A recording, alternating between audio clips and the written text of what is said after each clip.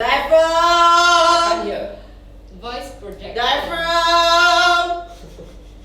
Whatever.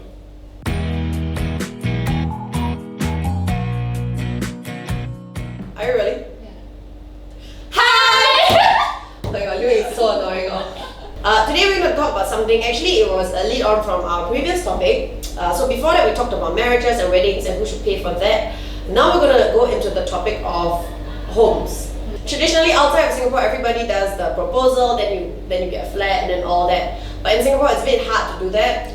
If you want a smooth ride from wedding to your own house, you would have to BTO first, which means if you're not Singaporean and you're watching this, as a couple, you would have to apply for your public housing flat, and then you will only get it, 3-4 years later? The reason why people opt for BTOs rather than like a resale flat or even like private housing is because it's a lot more affordable. So when you get a flat as a young couple, that's probably the most value for money you will get, and that's why most people choose to do it. Today's topic though is, should you take a loan from your parents to get the flat? Okay, so I have a lot of friends of various ages, and actually I have a group of friends who are all like in their late 20s, and they're all getting their BTO flat now. Most of them I know save their own money and they have applied for their own flats. But I also have a case of a friend who told me that her son, at the grand old age of 21, applied for a BTO with his girlfriend. Okay. Still in school. So obviously, I mean, even if you work part-time in school, there's no way you're going to be able to pay for that flat, right? You would need some help with the down payment. His thinking, this boy's thinking was, at 21, if I were to get the flat now, I would need help with the initial, I think it's 10 or 20k, about thereabouts. But then after that, fast forward 4 years time, I'll be working, and then my girlfriend and I, or wife and I, will be able to pay for the flat. So I have problems with this. Like, I understand the thought process, but again, my question is, what's the rush?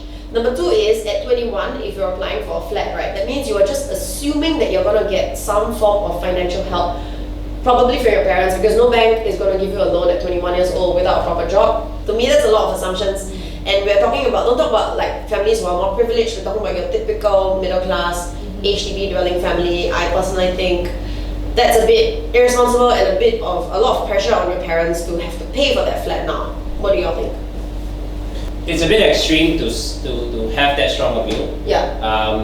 I think it's a bit unfair, because I think for me, coming from a finance point of view, it makes a lot of sense. Oh, okay. Because even if you say, okay, I'm going to pay interest on that amount, yeah, like I'd rather pay interest to my parents than I pay interest to a bank. Now the key point is, as you said, is making sure you pay the money back. Yeah. Because that money is coming from somewhere, right? And if there's a retirement savings for your parents, then you should try and want to pay that back as soon as possible. So for me, it makes a lot of financial sense.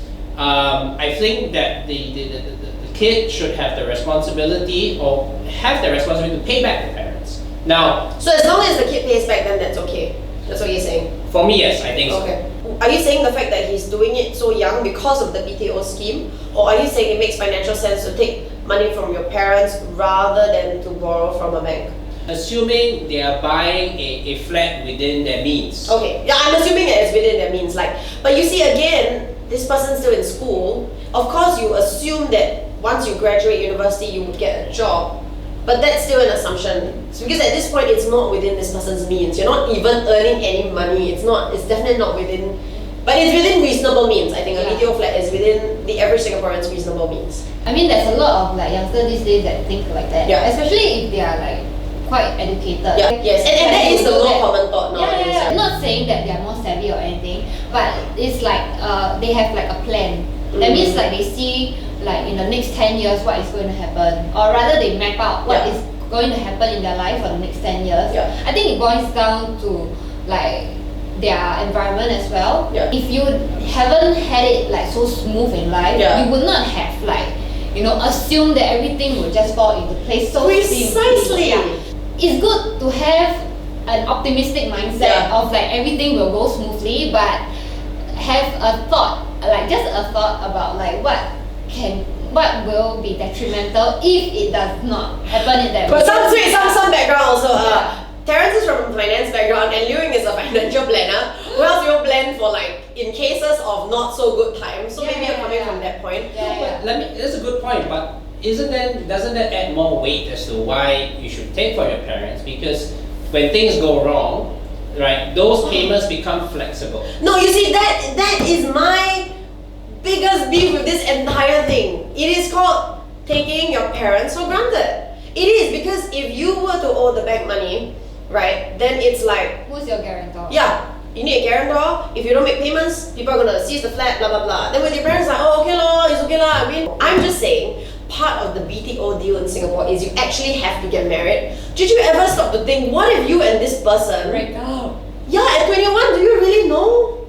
Look, obviously, assuming everything's within your means. Now, you can plan for the unexpected, but sometimes things happen. So, for example, you know, we've heard of stories where accidents happen and they have a kid. Yeah. They weren't planning for a kid. Yeah. Now, perhaps as they were doing the financial planning, they thought that, well, we'll only have our first kid maybe 3 years from now, 4 years from now, right? But then something happens and 12 months they have a kid. Now, that wasn't in the plan. No, see, but that's a different thing. My point is, I believe things happen, like they have a kid, then I'm like, of course you have to adjust to make plans financially to be able to support this kid.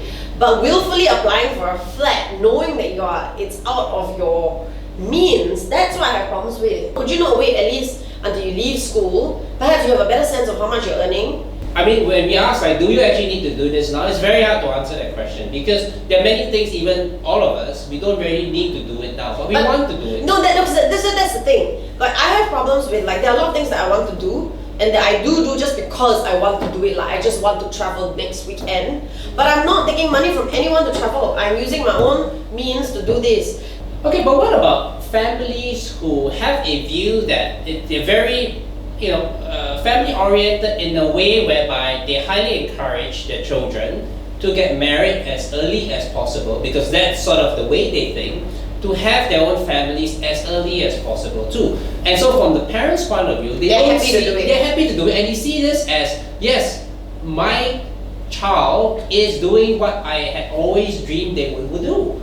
I can understand how they may think that, well, it's actually going into an asset, meaning that you're not spending it on holidays, you're not spending it on things that will disappear. You actually own a place, or at least working towards owning a place. So I can understand that perspective. I think the key question is, for the person borrowing the money, is number one, is, as Louis correctly said, is I have to be very certain that I'm paying this money back. I think the trouble is sometimes most kids take the money and feel that they are entitled to that money. No, time is a luxury. Yeah. In all manner. Okay, even talk about public transportation, right? So if you drive, it's because you have the means to drive, and the fact that you drive means you can get from this place to this place in 15 minutes. Whereas if I took the train, it would take me 40 minutes, for example. Who doesn't want to drive? Everyone wants to drive, right? But can you afford a car? Okay, like maybe this is like, I want to be like a driver, right? And this is really an investment that will help me earn money. And perhaps I ask, like, do you mind giving me a loan so I can buy a car, so I can be a driver? Then perhaps I could see it a bit differently, but it's what Liu said before. Is this the only avenue? Could I not sign up with a company where I would be able to rent a car from them? It's not even just about like the house already. It's really like how that person values, like, the material versus like the time. Yeah, time, or like their personal values, like what they've been brought up with. I think that one definitely, I definitely agree. I think that's slightly a separate discussion. What you're saying is parents are willing givers, children are willing takers, then there's no problem. Put it this way, I think with our parents, and I assume majority, parents most times will be willing givers. Then the responsibility is down to the children to form that assessment that whether it's my parents are willing givers, but can they afford to give, right? I think that's the question. But I want to go back to one point you said, because about time. From the kid's point of view is, you can wait, why are you in a rush? Let me put it the other way, from the parents' point of view, time is a real luxury, as you correctly said. Yeah. Because a lot of parents, right, and those who encourage kids to get married young, is also likely to want to have grandchildren as early as possible. Okay. And if you're talking about a parent who's 45, because if a kid is 21, you're still 23. So you actually, as a parent, wanted to hurry up, get that flat, get the kid. Yes, because if they say, okay, if I have to put in $20,000 or $30,000, like my investment for my grandchild. Yeah. Yes. I went like that. Sebenarnya.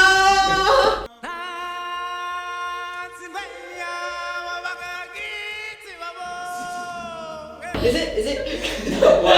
I just watched Lion King over Not the so much weekend. in that way. I'm sure they don't do that. Like, So yeah. I'll be very concerned. Hey, I watched Lion King. It's not like you. Because I think we all agree that a BTO for the average Singaporean is pretty affordable, right? It's something that we all can aspire to.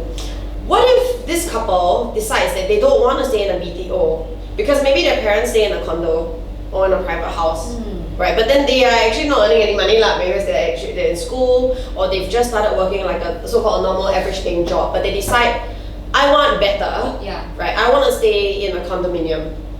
And then so that's like an even bigger burden. Would you feel the same if, like, let's say the couple wanted a condominium instead? Like they say, okay, now property prices very low, we should just buy something, but mom, dad, can you pay first? And then they've forecasted the trends and like, okay, when we graduate in 4 or 5 years time, it's gonna like, the market's gonna go way up. We should buy now. It makes financial sense. Again, occupational hazard. It's not so simple. It's really not so simple. Okay. Because I can see a situation where buying a condominium may make financial sense. I knew you would say that. Maybe the situation I'm thinking of is if the couple goes to do a BTO, maybe they don't need their parents' money, but because they want to get a private condominium, yes, hence okay. now they need the money. Yes, okay. Let's assume that situation. Right. Then to me, I would say it also depends on where you're getting the condominium first and foremost, because perhaps there is the theory, or there could be a possibility where you could really see an asset appreciation. And the reality of it is, right? I think if you buy a landed, a freehold private condominium, of course, there is value to that. There is, but it's like back to the car analogy. Who doesn't want that? I think we should stop using the car's analogy because the car is not a freehold. Okay, the car's a liability, I agree, but just to throw it out there, right? I think everyone at this table, and I'm sure everyone watching as well, all of us would love to own a freehold private property, which is an asset and an investment, and a greater investment than even like a BTO, right? But can you afford it? Parents also, and I'm saying this because that's how my parents think, is that they work so hard so that their children can have what they think they wanted, they would have wanted. Yeah. Right? And so when they put the money and say, okay, go buy a private property or a freehold, they didn't get that opportunity when they were young. And so they see it as, wow, I finally achieved my dream because someone in our family finally gets to buy a freehold private property. But I think it's like leverage, like achievement, you know? Like, yeah, I mean, it's not like, okay, maybe for different people there's like different kind of views on this. Yeah. Right? Put it simply, right? Leverage, it depends on how you use it as well, but we should stop treating ourselves like businesses. If we are talking like in the finance manner, right, that leverage is good because like, you know, you share the burden of it, but you want to achieve something that is like even greater than this burden, right? It makes financial sense. But then we are human and we are not like businesses, we are not like assets. It's like a separate thing already. If I take this money from my parents, right, to do this thing that I really want or what they really want, right, can I get over it? Like, is it possible for myself? I think we are assuming that these people can definitely live with it lah. They just want the money lah. Yeah, so if like you can live with it, then okay lah. I disagree, but you know, you do you. Maybe that is the point. Like maybe we have a different upbringing. Because for me, I wouldn't be able to live like with it as well. Definitely know that part of their plan of success is not to give me a whole bunch of money so I can buy like a private condo. I think for them it's more like just be a like useful person, right, and do some good in the world. And then if let's say they have extra cash and tomorrow they're like, hey, actually, you know what, we have all spare cash, like you want to take this and buy the flat. I don't know if I could do it. Like if they say like help us invest that money and put it in our name, but to me it's symbolic. Like if I were to take the money and invest it for them. But I think that knowing that they are staying now in an HDB flat and they're like giving me this money, they're like, you know, I know you really want a private apartment and you can't afford it, but please take this money. I don't think I could do it. But I think that the end point, which is what both of you are saying in different ways, is as long as a willing giver and a willing taker, it's okay. And I think the responsibility on the willing taker should be that I'm taking this money with a firm responsibility and want to pay back. And let's put it this way, let's be realistic about it. You take a 30-35-year loan from the bank, you are going to treat your loan from your parent like a 30-35-year loan. I don't care what anybody says, most likely they're going to stretch that amount. Yeah. What I am not okay with is if you plan to say, I can afford to pay my parents back $500 every month. You get married and all of a sudden you say, oh actually I want to go on this holiday, I want to go on and this. you suddenly cannot make the payments every month. What I'm not okay with is then you make rash decisions because you know you have the ability to stretch the payment. Yeah, because the bank is not going to give you a 1 year sabbatical to not pay off your loans. So I guess it's really having that discipline to, like you said, treat the loan from your parents. So it doesn't matter whether it's a bank loan or from your parents, just treat it the same and not take it for granted and not take advantage of it. And you know what annoys me the most though? You know what really annoys me? Actually, a lot of things annoy him. It's when couples or someone takes money from the parents, but act as though it's all his or her money. Oh yeah! It's like, oh, I wouldn't do this. Like, to me, I'm like, come on. Oh yeah, my gosh! Shut up. Like, you know, if you have taken money from your parents, I have no issues with that, as long as you pay them back. Yeah. Right? As you said you will. But then after that, what I have issues with... Don't judge other people. Don't judge other people. I mean, come on. Just because that fella borrowed money to buy a landed versus a private condominium, all of a sudden you have issues with that. I'm like, come on. Actually, I don't know people like that lah. I think they shouldn't be your friends. Okay, I'm going to end off this very lively discussion with a very morbid question. This also happened in conversation with one of my friends. I think we asked this person like, hey, you don't plan to buy your own house? The person was like, no, it's okay lah, my parents die, I'll get the flat. What do y'all think about this? Because I had the same reaction as Liu Ying. Wow. And do you think parents should leave the flat to the kids? Okay, so from my own parents' point of view, right? My own parents, right, they told me, say, you know, if you are gone, this house is yours. My dad tells me that all the time. So morbid, my parents. Yeah. I think it's an Asian thing. Yeah, I think first and foremost, as children, we should not expect that from our parents. And you don't make your life plans around it. Yeah, you actually bother to make your own savings, buy your own house. Yeah. Just your life goes on. If it happens, Leave off my husband.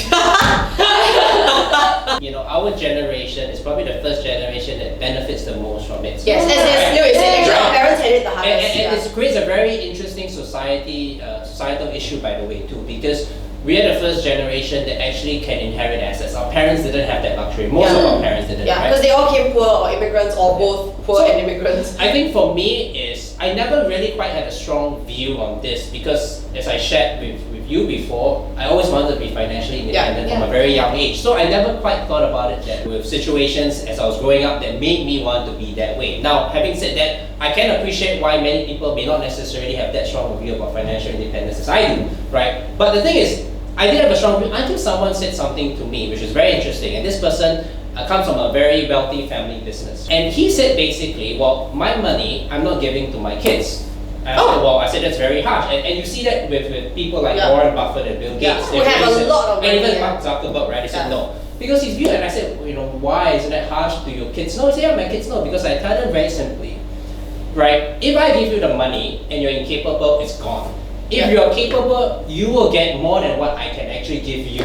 Oh, that's such a good view. And the thing is this, is that at the end of the day, like, whatever assets you think you're going to inherit from your parents, we should all view that as gifts. I find it very disturbing to think that, because the reality of that is you are then in some ways hoping your parents die. Yeah, precisely. It was so disturbing for me. I couldn't take it. And I think that's where I think the government is being a bit wary, because especially on what kind of flat are you inheriting? Because not all flats are freehold, by the way. That's true. That's the trouble with our society too in Singapore. Flats are not freehold, by the way. Yeah, actually all HDB flats are not freehold. Well, sometimes I was they just call it financial guy. maybe apartments. So apartments, flats, I just kind of lump them all as one. But the reality is that, and I think people fall into that you know, false reality that, oh, my parents' home is fully paid for. Yeah. The reality is that's not necessarily for you to inherit. So that's why I have more issues with that, because then Public service announcement. because that means you're hoping your parents die sooner so that you have more time to actually do something with the flat. So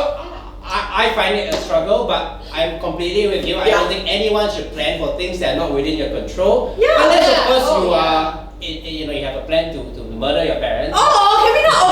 Okay. So let's end off with, like, I cannot take it. Public service announcement. HDB flats are not all freehold. The value depreciates as time goes by, and it also means that you shouldn't count on your parents' flat to be giving you this windfall when by the time, you know, when they pass on. I also agree that for people who are from more privileged homes where you own private property and it's not an HDB flat, I mean, your friend, I think I'm super with him on the view that, like, you know, don't even count on inheriting that, because come on guys, just work and make your own money. And with that, let's just close today's discussion. Let us know what you think. If you pay for your flat, if you think your parents should pay for the flat, if you hate any of us, Please feel free. Comment down below. yeah, comment down below. We actually do want to hear what you think. And like if there are any other topics that you want us to talk about, drop us a line in the comment box below as well. And we'll see you soon. Bye!